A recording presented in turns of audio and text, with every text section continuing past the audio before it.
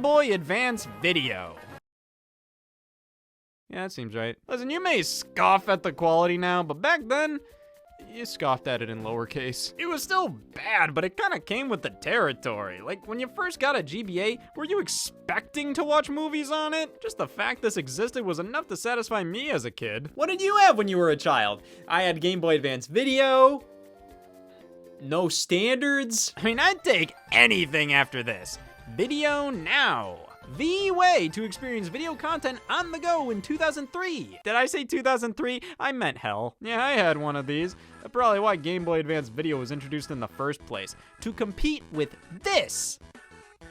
Didn't take much. If I hadn't seen any of these TV show episodes prior to this, I genuinely would have no idea what's on screen right now. Black and white, pixelated as all hell, tiny ass display, discs would oftentimes include just one 22-minute episode, and speaking of which, discs! You use your portable media player like it's some kind of portable media player, and the spinning disc here is gonna get jostled and skip or stutter or flat out just tell you to get a damn Game Boy. 1 year later, in 2004, Game Boy Advance video cartridges hit the scene in boxes that were quite a good bit different from your typical GBA packaging. Hell, the game packs themselves are a unique color too. Definitely, so then people knew damn well these weren't your average playable video games. These were this, bitch. At 20 bucks a pop, you normally get about an hour's worth of content, most of which were TV shows. We got series from Nickelodeon, Disney Channel, Cartoon Network, pretty much anything a kid watched in the mid-2000s. I personally owned a handful of the Nick shows here, SpongeBob, Fairly Odd Parents, Jimmy Neutron, even a variety pack containing episodes from 3 different series. It gave me such a nice assortment of visuals to squint my eyes at. Yeah, hey, this was leagues better than video now. Getting shot in the head is better than lethal injection. Listen, I have a soft spot for something like VHS, you know? I've got this old school TV here, and sometimes when I'm feeling a little quirky, I'll pop in an old tape. It's nothing but a fun nostalgia trip to take every now and then. So believe me when I say I never want to use this ever again. And I like crap like this. But hey, we gotta keep in mind, in 2004, for most kids, if you wanted episodes of SpongeBob on the go, it was genuinely this or nothing.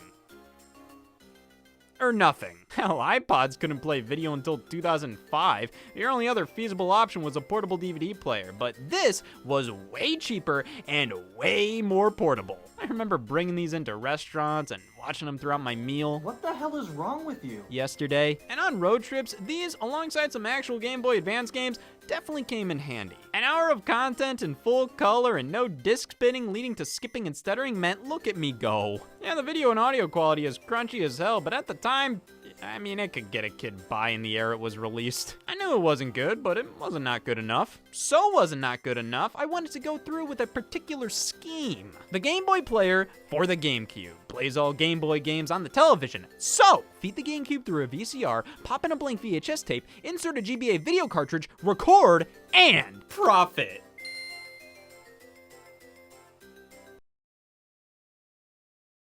That was so embarrassing. Yes, to stop customers from making VHS copies of their GBA video cartridges, Game Boy player support is blocked. Damn, they meant business. I mean, nothing was stopping you from plugging a VCR into another VCR and making copies of any VHS or DVD you owned in far better quality. But hey, they could block the Game Boy player, so they did block the Game Boy player. If they didn't, it would look like this. Think about what we could have had. This looks like shit.